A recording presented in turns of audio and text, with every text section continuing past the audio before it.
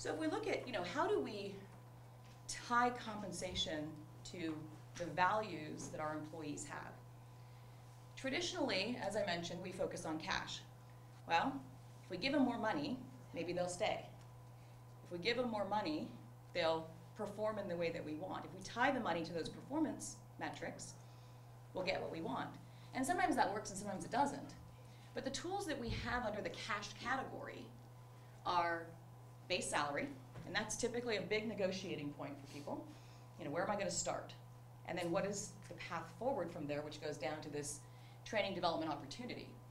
So base salary, and then there are some tools that are kind of more in the insurance world that financial advisors can help out with, also deferred comp. And you see that at the executive level. A couple people mentioned executive compensation. And deferred comp is one of those where it's not taxed until you receive it, and a lot of times you can receive it after you leave the company. So deferred comp plans work at the executive level for folks who are already at a higher level of pay. They don't want more money now because they're going to pay taxes on that, and they can defer that compensation till when they retire or when they leave the company. And then bonuses. We see a lot of different bonus packages, a lot of different ideas about how to do bonuses. Are they driven by performance? Is it individual performance? Is it company performance? Is it mandatory or is it discretionary? So bonuses can play a big role for folks if they are tied to clear metrics. And I think that's one of the pieces that companies don't do as well with bonuses, is it's kind of wishy-washy with how do I get it? What is driving that? Is it the sales that I bring in? Is it the work that I do, and how is the work that I do measured? So what are we tying that bonus to? Because it only incents me if I know how to get it and if I have control over it. So a lot of folks set up programs that have a partial bonus based on profitability of the company and a partial bonus based on individual performance. And it's 50-50 or 20-80, whatever that split is. So being really clear as to what control the employee has, or lack of control the employee has over both of those, is critical to that being an incentive tool. When you mentioned, Aaron, making decisions based on a strong business case and based on cost reduction, if that is a part of what's important to you, then those factors should be laid out as part of the bonus decision and how the bonus is calculated. So those are things to think about when you're looking at bonus structures and cash as a tool. And cash doesn't have to be the tool when you're looking at this value-based structure. You can use these other things to puzzle it together so that you're creating a package that works.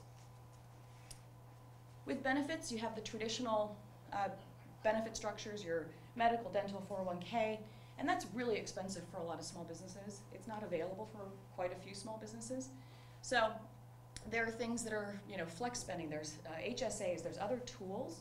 There's even stipends that can be given to employees to make up for the fact that a health program is not available.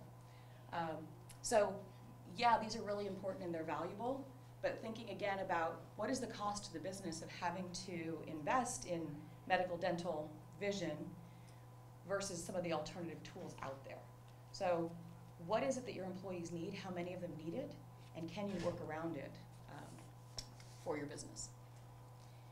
When we think about benefits these days, there's a lot of benefits that are these soft benefits. The flex time, the telecommuting, the access to technology. Are you giving me a laptop? Are you giving me a cell phone? So those are tools that can be used to enhance the work environment. We get a lot of questions about what is this work environment like? What are the people here like? Because I think that when you go back to the values of the people you're hiring and the kinds of people and their character that you want on your team, those are really important questions to making that fit work. And in making that fit work, things like charity sometimes play in really big. Over the last, I would say, 5 or 6 years, you're seeing a lot of big brands focusing on charity. You're seeing a lot of companies offer your core PTO time and 2 days to do volunteer work, which is basically, more vacation time from a cost standpoint in the business. well, is that worth it? Is that worth it for the feeling and the value that those employees get in knowing that they can do that with their time? And I want to note that that's different than a company charitable event. Because a company charitable event is driven by the company's values and the company's giving, versus the free time that I have to be able to go out and do whatever I want for charity. So the two things are a little bit different, and so when you think about your company's values and the values of the folks that you're hiring, are those perfectly in line, or is there something beneficial to that extra gift? And again, that's a non-cash item. It still costs you something, but it's a non-cash item. Training and development and opportunity. I think the growth path, especially right now, is really critical. There's a lot of folks out there that are underemployed, that are working in jobs that are way kind of below what their qualifications are, given what the market is. And so the ability to offer that future, to be able to offer that growth path, is an incentive for some job positions. What kind of training, what kind of opportunity, what kind of growth are you looking at? Are you looking at this person, and are you pitching this position as a long-term relationship with the company? And if not, that's okay, but those are different people. And again, the incentives are different. So the people who are not long-term with your business may be a little more focused on cash, and that's good to know up front.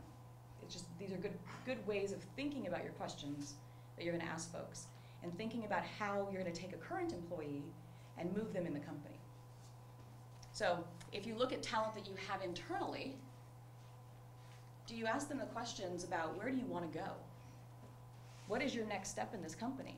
It may not be directly from the accounts receivable and collections processor into the accounts receivable manager.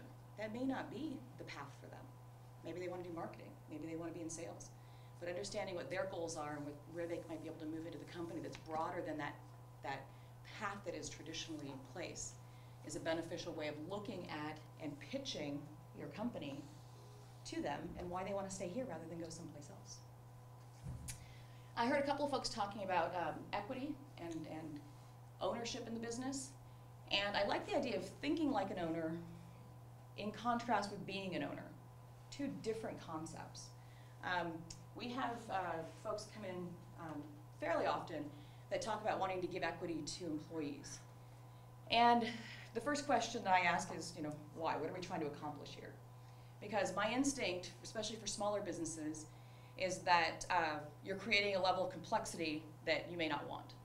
Actually giving stock, granting stock to employees, whether that's through options or whether that's through stock grants, is a very, very big step.